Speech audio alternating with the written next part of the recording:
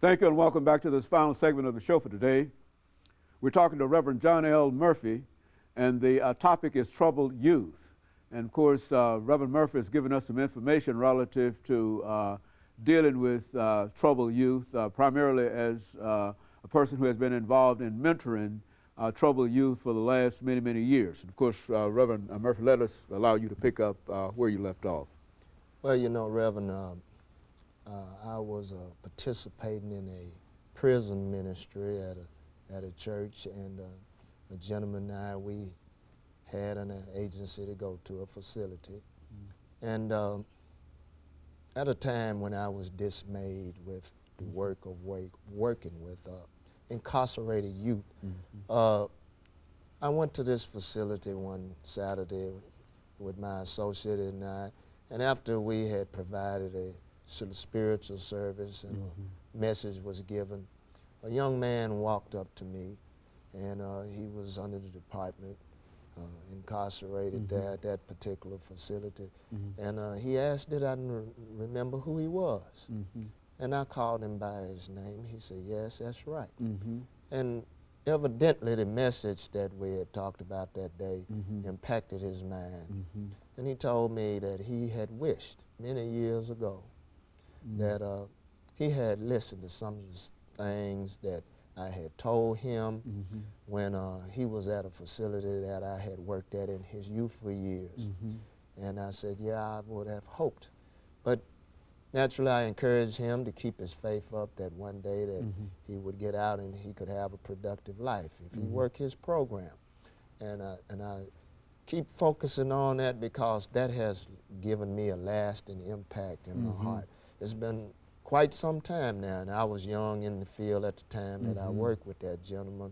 And that just goes to show again that we don't know what adult person can affect a young person's life. That's right. Could be a teacher, guidance counselor.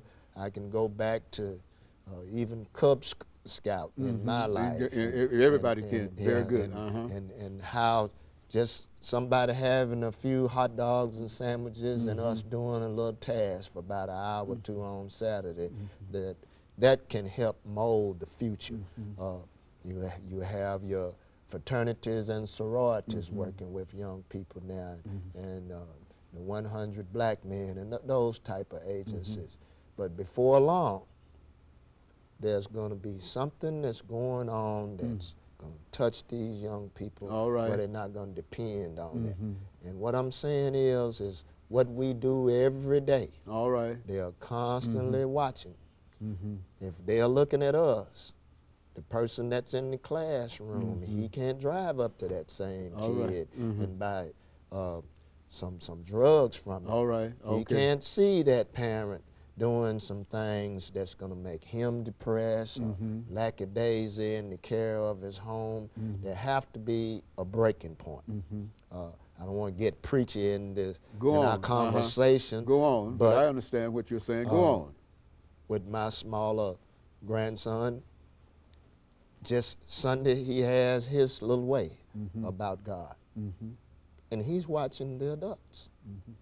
One of his friends at the school that he's at, the mother told me where she works one day how he likes to hug and how adamant he is. I said, well, he got that from his pastor that's going on to be with God, you know, that he watched that.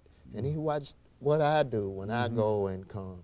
And so these are the things that we have to do. Even in our community centers, I've had heroes there that guided me out of trouble when we got a little rough, you know. We have to go back to that context.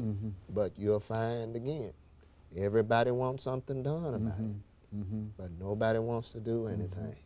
Just if you would take time for these little things, even with the guidance of shopping and showing money when you go into the grocery store, giving them allowances and showing them how to manage. It's not about that big, quick, fast money that they constantly are seeing because they don't know. They don't understand the consequences that come from that type of activity. The violence among them is at an all-time high because they're trying to find a family that's not family. Getting with a certain group and taking someone's car, or just I hear